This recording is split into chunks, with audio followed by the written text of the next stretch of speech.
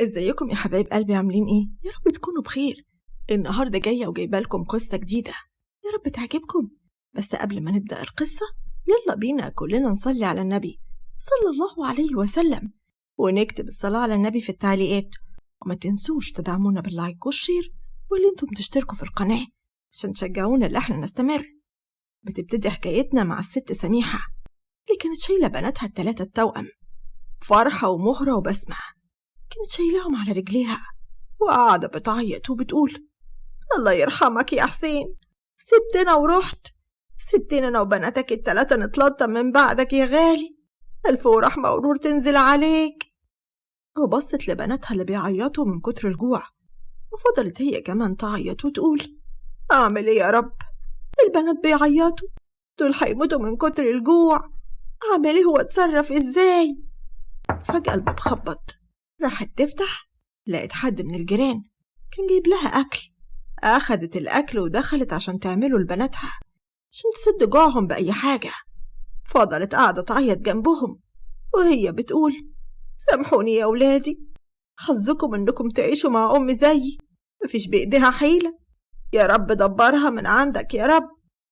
وقامت عشان تنيم بناتها، وقعدت تتكلم مع نفسها وتقول: أنا لازم أشتغل، لازم أدور على مصدر رزق، مينفعش أفضل قاعدة كده ومستنية فلان يعطف عليا بلقمة، ولا فلانة تديني قرشين أصرف منهم. أنا لازم أتصرف، لازم أشوف حاجة أعملها عشان أقدر أعيش البنات التلاتة دول. بس المشكلة أنا مش هعرف أسيبهم وأخرج أشتغل. طب وبعدين في الحيرة دي بس يا ربي تدبرها من عندك.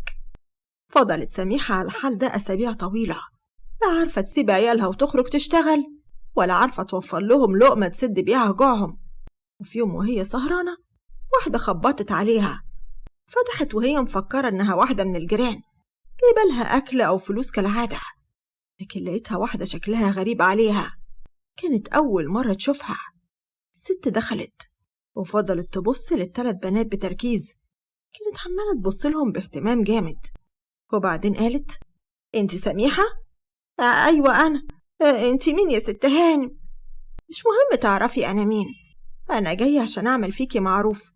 وفي الثلاث بنات دول أنا شغالة خدامة عند ناس واصلين قوي، لكن للأسف البي والهانم عندهم مشاكل تمنعهم من الخلفة، عشان كده بيدوروا على عيل يربوه.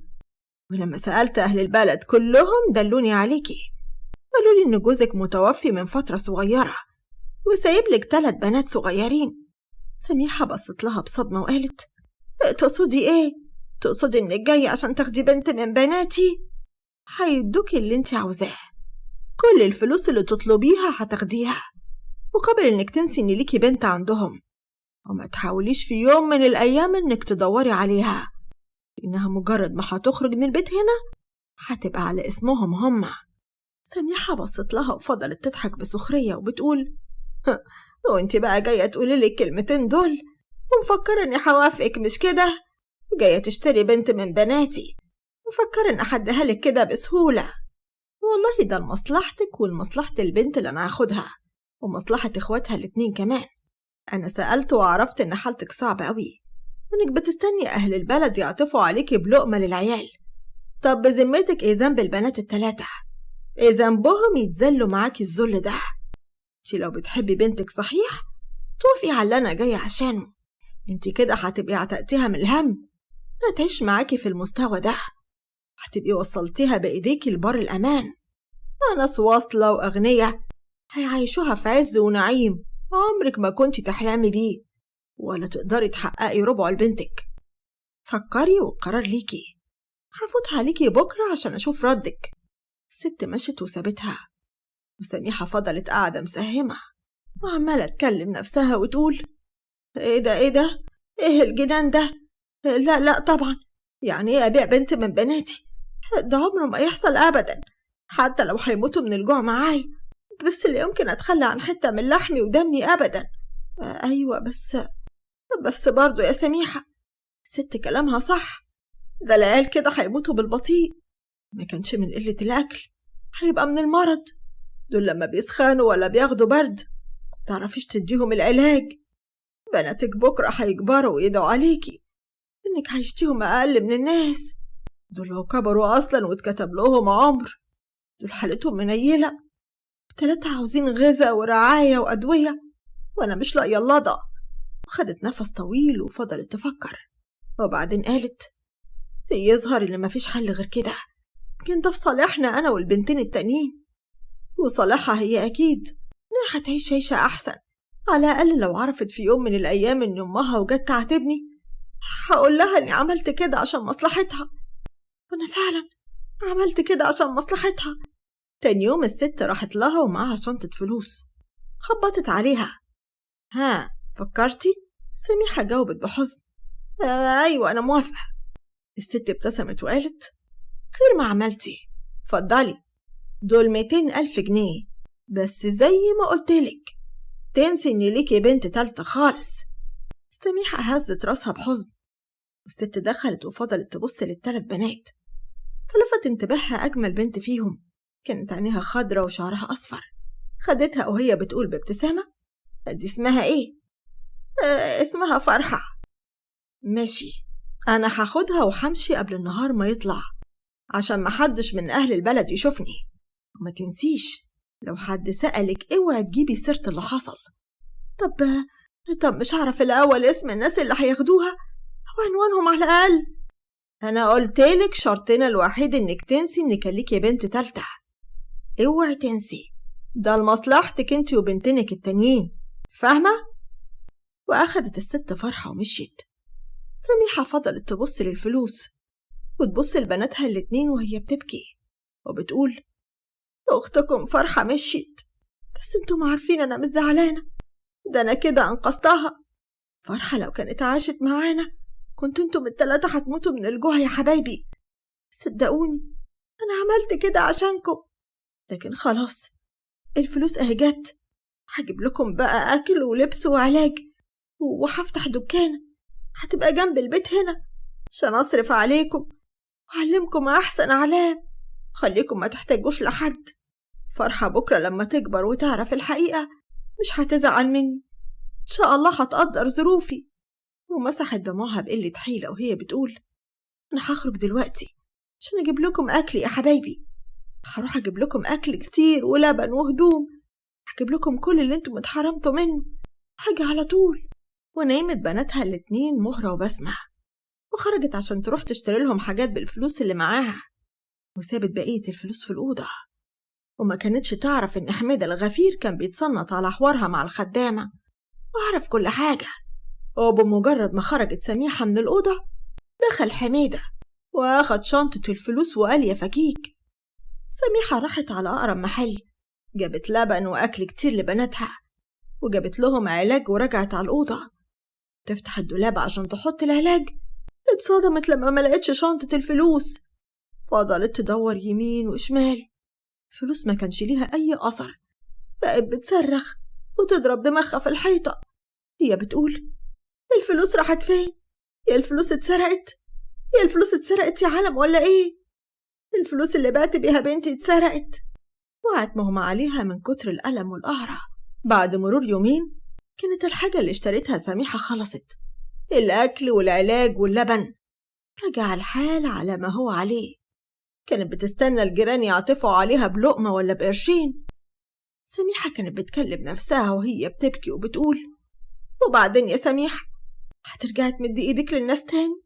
ولا اللي قلت خلاص ارتحت من الفقر ومن همه همد ايدي تاني؟ معقولة يرجع الحال كده كما هو عليه؟ أنا حتى من غبائي معرفش عنوان الست اللي خدت فرحة ولا أعرف اسمهم، كنت رحت لهم وطلبت منهم فلوس تاني. وأثناء ما هي قاعدة وبتفكر الباب خبط، راحت تفتح اتفاجئت بنفس الست، فقالت بلهفة ايه جاية ترجعي لي بنتي مش كده؟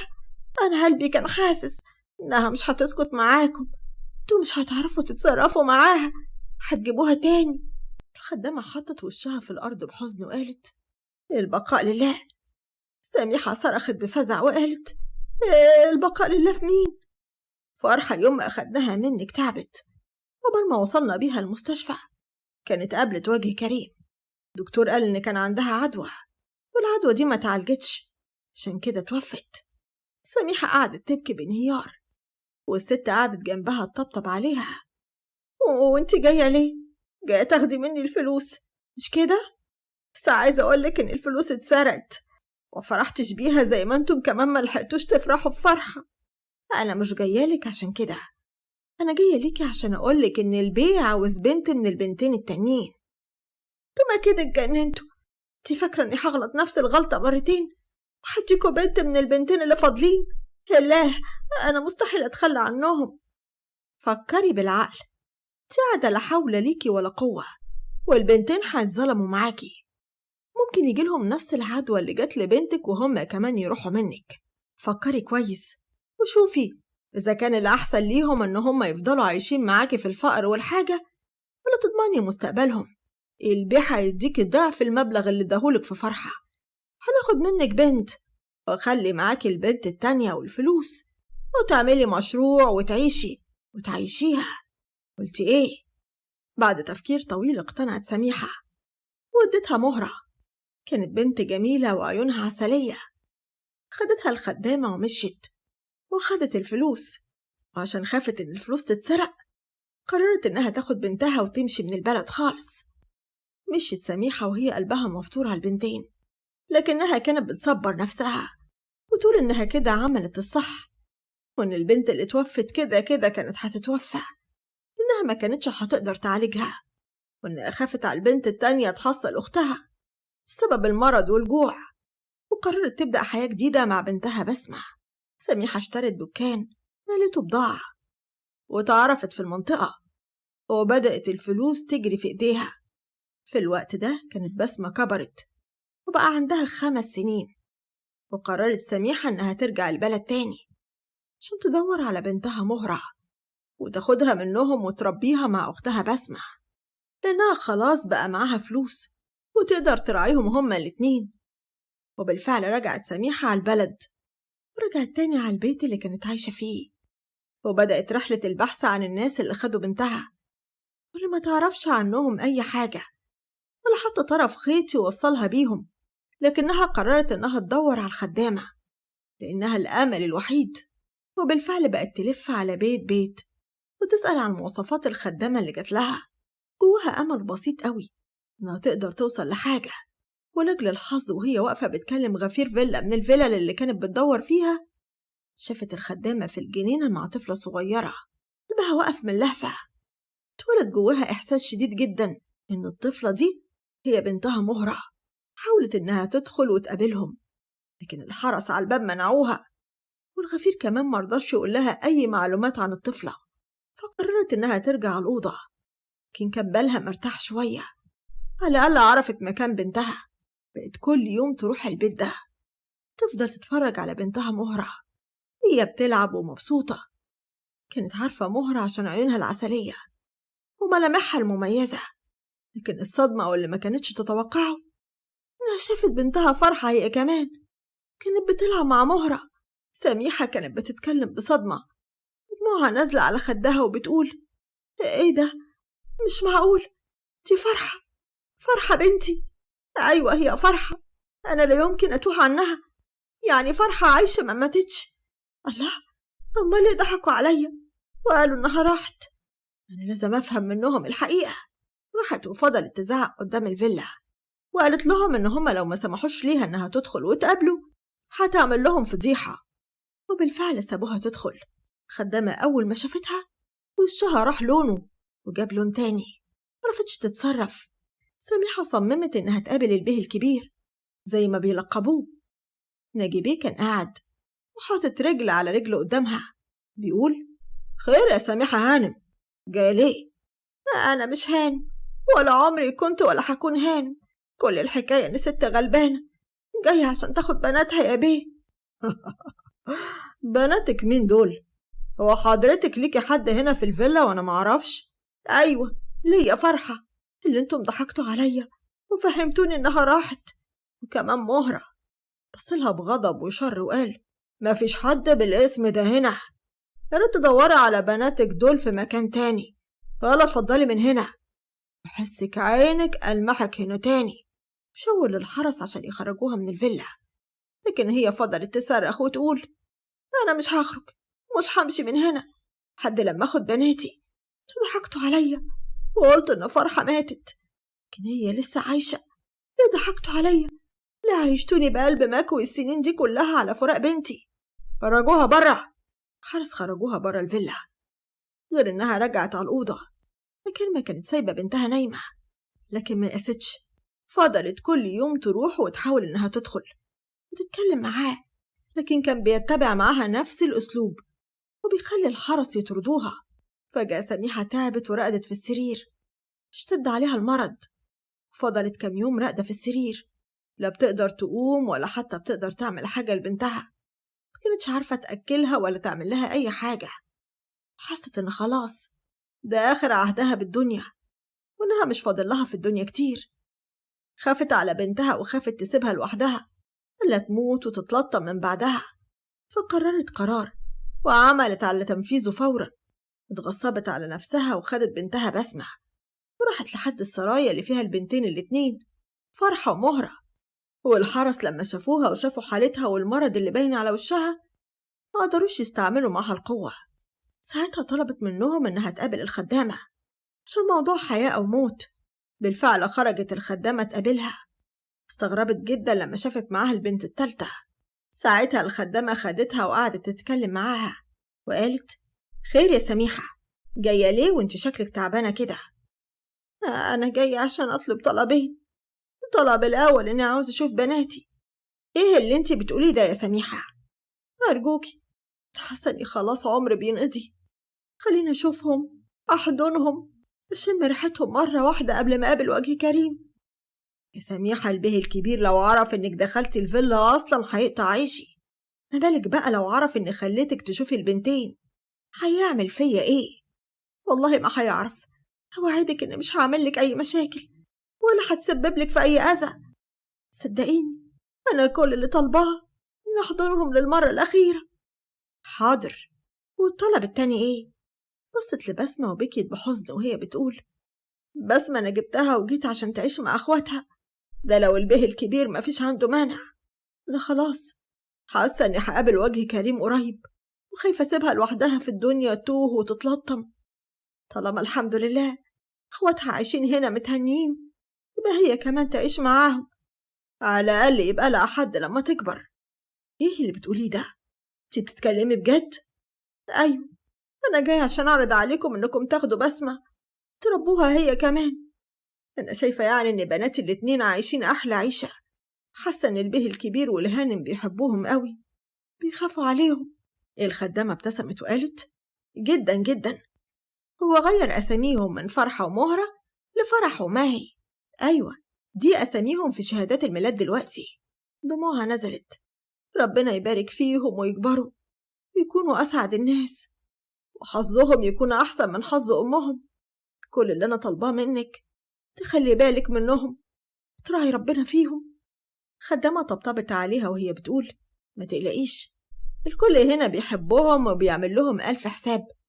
أنا هروح أجيب لك البنتين عشان تشوفيهم وتمشي قبل ما البيه الكبير ياخد باله. راحت جابت فرحة ومهرة اللي بقوا أطفال غاية في الجمال. سميحة خدتهم في حضنها وفضلت تبكي. طفلتين كانوا خايفين منها، فضلت تحضن فيهم وتشم في ريحتهم. هي بتقول: يا حبايبي، وحشتوني. كبرتي يا فرحة، كبرتي يا مهرة، وبقيتم زي العسل يا حبايبي. أنا جيت النهاردة وجبت لكم هدية، جبت لكم نصكم التالت عشان ما تتحرموش من بعض يا نور عيني. حبوا بعض يا بنات، خلوا بالكم من بعض لما تكبروا، اوعوا تتفرقوا أبدا يا حبايبي. الخدامة أمرت خدامة تانية إنها تاخد البنتين وتمشي، وبصت لسميحة وقالت: قوليلي يا سميحة، طلباتك إيه وعاوزة كام؟ ابتسمت بحزن وقالت: هتفيد بإيه الفلوس؟ خلاص، ده أنا في آخر أيامي. ما تقوليش كده، ربنا يشفيكي ويعافيكي. هطلب من ناجي بيه يوكلك أكبر دكاترة يعالجوكي. أنا خلاص مش عاوزة دكاترة يعالجوني، مش عاوزة حاجة من الدنيا. أنا كل اللي أنا عاوزاه إن بناتي يعيشوا مرتاحين ومتهنيين. دي أمانة أمنتها لك. طول ما أنت عايشة معاهم في البيت ده خلي بالك منهم، تلاقيش بناتك في عينيا. طب مش هتقابلي البيه وتتكلمي معاه؟ ما أنا قلتلك كل اللي طلبات خلوا بالكم من بناتي. وبست بسمة وهي بتقول: شوف وشك بخير يا بسمة يا بنتي. سابت بنتها ومشيت، ورجعت على الأوضة اللي هي قاعدة فيها، نامت على سريرها وهي بتبكي، وراحت في النوم. نجيبين انبسط بوجود بسمة قوي، والبنتين كمان، زي ما يكونوا حسوا وتعودوا عليها بسرعة. عاشوا ال3 بنات مع بعض تحت سقف بيت واحد، في بيت الأب ناجي والأم كريمة. وبعد مرور كام يوم وصل لهم الخبر إنهم لقوا سميحة متوفية في أوضتها، وإنهم دفنوها في مقابر الصدقة. بعد مرور 20 سنة فرح رجعت من بره وهي تعبانة. كان أبوها قاعد مستنيها بقلق، وأول لما دخلت قال: وبعدين معاك يا فرح هانم؟ هو كل يوم كده هتقعديني لوش الفجر استنى سيادتك لما ترجعي من المستشفى؟ مساء الخير يا أحلى بابا في الدنيا. قصدك تقولي صباح الخير يا هانم، الساعة 4 الفجر. بذمتك مش مكسوفة من نفسك وانت داخلة البيت وش الفجر؟ يو بقى يا بابا، وانا يعني كنت فين؟ انا كنت في المستشفى، والناس كلها عارفة اني باجي من المستشفى في الوقت ده، وساعات بعد الوقت ده كمان، على حسب النبطشية بتاعتي ما تخلص. انا بس مش عارف ناقصك ايه عشان تتمرمطي المرمطة اللي انت فيها دي. ده انت بنت ناجي الطبجي بجلالة قدره، يعني تشاوري على نجمة من السما تكون عندك وانت قاعدة في مكانك معززة مكرمة. ليه بقى المرمطة والشحططة في المستشفيات والنبطشيات دي؟ اسمح لي بس يا حاج ناجي، أرجوك اسمح لي أعترض. تعترضي على إيه بقى يا أختي إن شاء الله؟ يا بابا أنا بشتغل في المستشفى عشان أنا بحب كده، مش عشان الفلوس. بحس إني بلاقي نفسي وأنا بساعد الناس المرضى. بالك أنت لو على الفلوس أنا كنت قعدت من أول يوم، لأن اللي باخده منه أصلا بصرفه قبل ما أرجع البيت. الفكرة مش في الفلوس يا بابا يا حبيبي، الفكرة في السعادة اللي بجنيها من شغلي في المستشفى. سعادة؟ هو فين بقى السعادة دي إن شاء الله؟ أنا مش شايفها. السعادة دي بشوفها في وش كل مريض بيبتسم لي وأنا بداوي مرضه. السعادة دي بحس بيها مع دعوة كل مريض يدعيلي لما بخفف عنه وجعه. عمرك ما هتقدر تحس بالإحساس اللي بحسه لما بعالج مريض ويخرج من المستشفى وهو واقف على رجليه زي الفل، بعد ما كان داخل على نقالة ولا على كرسي متحرك. إحساس كبير قوي يا بابا، لا يضاهيه أي فلوس في الدنيا. بصلها باستغراب وقال: لا يضاهيه؟ انت مالك قلبتي على اختك ماهي المحامية كده؟ ايه يا ولاد، انتوا مالكم في ايه؟ الله صحيح، هي فين الباش محامية بتاعتنا؟ يا ستي فوق متلقاحة في اوضتها، غرقانة وسط القضايا والمحاضر زي كل يوم. ومالك مزعل نفسك كده ليه يا حجوج؟ انا بصراحة ما بقتش فهماك، يعني لا عاجبك اللي متمرمطة في المستشفيات لوش الفجر، ولا عاجبك المحامية اللي قاعدة في اوضتها معززة مكرمة؟ انا بصراحة ما بقتش فاهمة انت عاوز ايه. ايوه يعني هو يا كده يا كده، يا طخه يا كسر مخه. هو انت يا اما تفضلي متمرمطة بره، اما تفضلي حابسة نفسك في الأوضة. ده حتى خطيبها مش راضية تشوفه، قال ايه مش متفرغة. مش عارف انا ايه مش متفرغة دي كمان، معرفش المصطلحات دي بتجيبها منين. ما هو بصراحة بقى يا بابا، خطيبها ده عيل ملزق، مش شبهها ولا هي شبهه. ليه بقى يا اختي؟ ايه اللي مخليه ملزق؟ رشش على نفسه عسل وانا معرفش؟ والله يا بابا ده انت اللي زي العسل فعلا. انا كان نفسي اقعد معاك ونهزر زي اي اب وبنته، لكن اعذرني، انا راجعه من بره مع 100، ويا دوبك اطلع اتقلب على سريري عشان عندي مستشفى الصبح. طب يا اختي معاكي حق، انت يا دوب تتقلبي فعلا عشان تصبحي تكملي وصلة المرمطة بتاعت كل يوم. الف شكر يا بابا، والله انت خير مثال على الاب اللي بيدعم بناته. تصبح على خير يا حجوج. تصبح على خير يا مطلع عيني. طلعت فرحة على أوضتها، وفي نفس الوقت خرجت بسمة من أوضتها. عايزة فلوس. خير، عايزة فلوس ليه الساعة 4 الفجر؟ عايزة اشتري لبس عشان كل اللبس اللي عندي لبسته. لا حول ولا قوة إلا بالله، معقولة كل اللبس اللي عندك لبستيه؟ أيوة، هو مالك متفاجئ كده ليه؟ طب يا حبيبة بابا، ما هو طبيعي ان كل اللبس اللي عندك تلبسيه، امال احنا جايبينه يعني نتصور جنبيه ولا ايه؟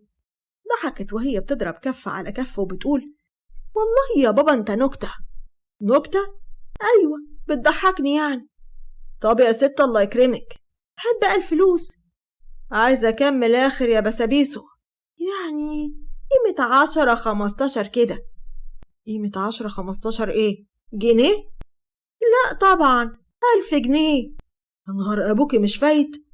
10-15 ألف جنيه تجيبي بيهم هدوم؟ ليه إن شاء الله؟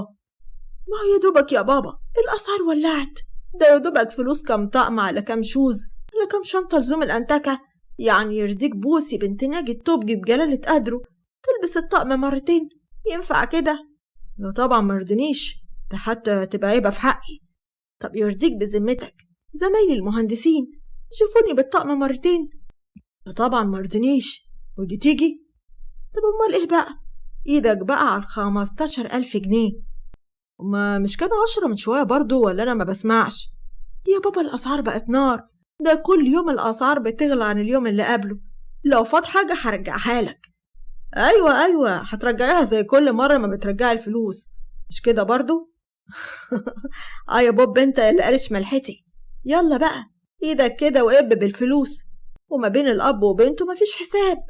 طيب يا روح بابا، الفلوس فوق في الخزنة وماما فوق في الأوضة، اتفضلي اطلعي اتصرفي معاها. بصيت له بإحباط وقالت: هو انت هتسيبني مني لماما؟ ما انت عارف انها محبكاها، بتفضل تقولي عايزة الفلوس ليه وعشان ايه؟ ده ناقص تمضيني وصولات أمانة. فجأة سمعت صوت أمها وهي بتقول: سمعتك يا سوسة يا لمضة. ناجي كان قاعد كاتم ضحكته وهو بيقول: قابلي يا ست هانم. عاجبك كده؟ هو انت يعني بتسلمني ليها تسليم أهالي؟ أعمل لك ايه؟ انت وأمك أحرار مع بعض. بوسي طلعت تجري وفضلت تبوس فيها وتزهق فيها زي كل يوم. هي بتقول: ماما يا حبيبتي يا ست الكل، بطلي باكش بقى وقولي عاوزة ايه من الآخر. عاوزة 10,000 جنيه. هجيب هدوم. هتجيب يا بنت هدوم بالمبلغ ده كله؟ هو انتم ليه محسسيني اني طالبة منكم 1,000,000 ولا 2؟ دول كلهم 10 بواكي يا جدعان، هما دول بقوا فلوس أصلا؟ بقولك يا بنت انسي، مفيش المبلغ ده اخواتك الاتنين عمرهم ما طلبوا مبلغ زي ده أبدا، والاتنين يا حبايبي بيشتغلوا وبيصرفوا على نفسهم، وانتي بتشتغلي برضو. بس أنا مش عارفة انتي طالعة متنحة وبروطة كده لمين؟ انتي مش فالحة غير في الباشمهندسة راحت الباشمهندسة جت. يوه خلاص بقى، مش عاوزة منكم حاجة، أنا هلبس الهدوم القديمة اللي عندي وخلاص، وكله في وشكم. خلوا بقى زمايلي ياكلوا وشكم، يقولوا إن أهلي ناس أغنية لكن بخلة وجلدة ومقشفين ومش راضين يجيبولي شوية هدوم. غور يا بت على أوضتك، روحي شوفي شغلك. 10,000 جنيه قال كاك 10,000 عفريت لما يركبوكي. بسمة دخلت أوضتها وقفلت على نفسها الباب، وراحت كريمة قعدت جنب ناجي وهي بتقول: مش هتقوم بقى ترتاحي يا حاج؟ لما الفجر يقضن وصلي يا كريمة. طب ما تقولي مالك، سرحان في ايه؟ البنات كبرت يا كريمة وكبرونا وحيسبونا. لا يا أخويا اتكلم على نفسك، كبروك انت لوحدك، أنا عن نفسي لسه صغيرة وحلوة. معاك حق، أنا دايما بقول إنك أختهم الصغيرة، نفسي أفرح بيهم قبل ما أقابل وجه كريم يا كريمة. بعد الشر عليك يا حاج، ربنا يبارك لنا في عمرك ويخليك لينا. هي ماهي دي بس لو تريح قلبي وتوافق إن الفرح يتعمل السنة دي. البنت منشفة دماغها وطالعة دماغها جزمة قديمة زيي، وانت مستعجل على جوازها ليه يا حاج؟ هم عايشين معانا مؤنسينا. تفتكر يا كريمة أن الأوان نقول لهم الحقيقة؟ كريمة ارتبكت وتوترت وقالت: لا يا حاج أرجوك، احنا مش ضامنين رد فعلهم يا أخوي، خلينا كده زي ما احنا. خايف في يوم من الأيام يعرفوا الحقيقة ويجوا يلوموني ولا يبعدوا عني. هم هيعرفوا منين بس يا حاج؟ كل حاجة ماشية زي الفل والحمد لله. مش عارف، قلبي مش مطمن يا كريمة، كل شيء له آخر، ما في شيء بيفضل مستخبي طول العمر. متخوفش نفسك انت بس بالكلام ده وسيبها لله، ويلا قوم عشان تصلي الفجر. وراح ناجي عشان يصلي، فضل يدعي ان ربنا ما يحرمهوش من بناته اللي أصبحوا كل شيء في حياته. تاني يوم راحت فرحة على المستشفى، هناك بلغوها ان في ست عجوزة حالتها متأخرة. راحت فرح لأوضتها عشان تشوفها. الست كانت نايمة وعمالة تخرف وتقول: سامحوني يا بناتي سامحوني. فرح ركزت معاها: ايه اللي تعبك يا حاجة؟ يا حاجة يا حاجة سلامتك، أنا هنديلك الدكتور الكبير عشان يتابع معاكي جدول العلاج. بناتي، عاوزة أشوف بناتي قبل ما أموت. وفين بناتك؟ عند البه الكبير في فيلا نجي الطبجي، بناتي هناك، عاوزة أشوفهم قبل ما أقابل وجه كريم. فرح وهي بتبكي ومستغربة سألتها: إيه الكلام ده يا حاجة؟ أنتي اسمك إيه؟ اسمي سميحة. فرح كانت بتسمعها بذهول، فضلت تبكي وما قدرتش تعمل حاجة غير إنها خرجت جري من المستشفى وراحت تجري على الفيلا. ناجي كان قاعد، وأول ما شافها قال باستغراب: الحمد لله على السلامة يا فروحة، جاية بدري النهاردة ليه؟ ده انتي تتحسدي. بصت له وهي بتبكي وقالت: هي الست سميحة دي تبقى مين يا بابا؟ ناجي وكريمة بصوا لبعض بصدمة. كريمة قالت: سميحة؟ انت عرفتيها منين؟ أرجوكم حد يرد عليا، سميحة دي تبقى مين؟ تبقى أمنا؟ معقولة؟ ايه اللي انت بتقوليه ده؟ أرجوك يا بابا ما تضحكش عليا وقولي الحقيقة.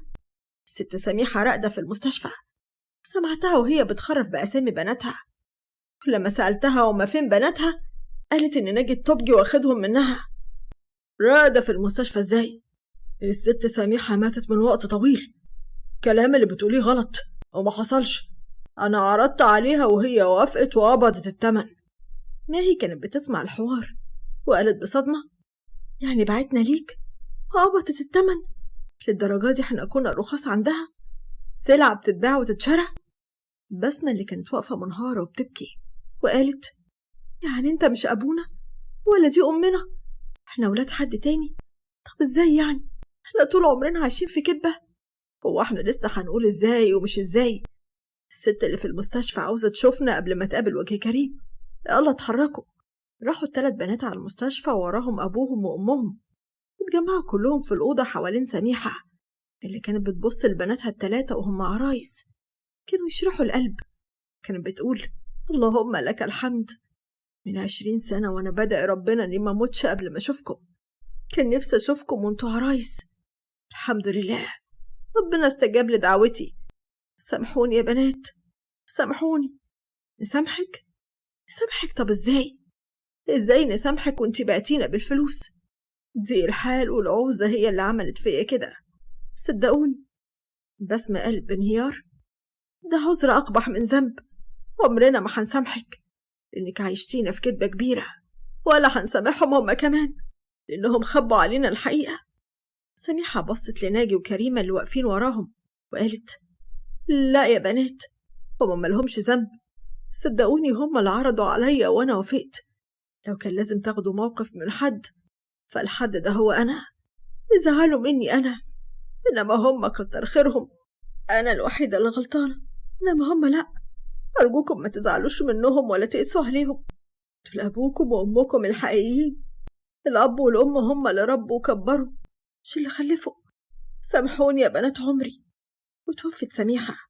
توفت بعد ما أمنيتها اتحققت وشافت بناتها ال3 وهم عرايس، واللي اتضح بعدها إن من 20 سنة اللي توفت دي ما كانتش سميحة، لأن سميحة لما المرض اشتد عليها وحست إنها هتتوفى سافرت في المكان اللي كانت عايشة فيه هي وبسمة وأجرت الأوضة بتاعتها. ولما الست المستأجرة توفت افتكروها سميحة، وأثناء ما سميحة كانت مريضة ربنا نفخ في صورتها وعاشت فترة طويلة قبل ما يجيلها المرض الخبيث. ساعتها تيقنت إنها بتموت ورجعت عشان تشوف بناتها للمرة الأخيرة.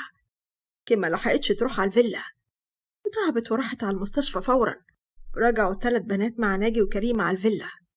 كل واحدة دخلت على أوضتها وفضلت تبكي بانهيار حد ما ناجي طلب منهم إنهم يجتمعوا عشان يتكلموا معاهم في موضوع ضروري. بالفعل اجتمعوا ال3 في أوضة واحدة، وراح ناجي وكريمة قعدوا معاهم وقال: طبعا لكم حق تاخدوا مني موقف وتزعلوا إني خبيت عليكم الحقيقة اللي كنت عارف إنها مصيرها في يوم هتتعرف.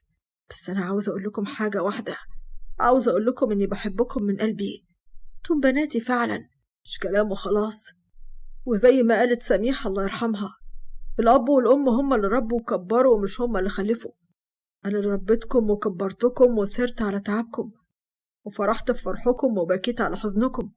أنا أبوكم ودي أمكم، انتم ولادي نور عيني. حتى لو انتم رفضتوا ده هتفضلوا غصب عنكم ولادي وهفضل أحبكم. ال3 بنات قاموا حضنوهم ودموعهم سالت بتأثر. هو بيقول: سامحوني لأني خبيت عليكم الحقيقة، صدقوني كنت عاوز أقول لكم، بس كنت بستنى الوقت المناسب، لكن يشاء ربنا إنكم تعرفوا الحقيقة قبل ما أنا أقولها. أنا آسف يا بنات، سامحوني يا حبايبي. وحضنوا أمهم وهم بيقولوا انتم أبونا وأمنا اللي ما نعرفش غيركم، ولا يمكن نقبل بغيركم أبدا. وبكده تكون انتهت الحكاية. نشوفكم في قصة جديدة. ما تنسوش تدعمونا باللايك والشير والاشتراك في القناة.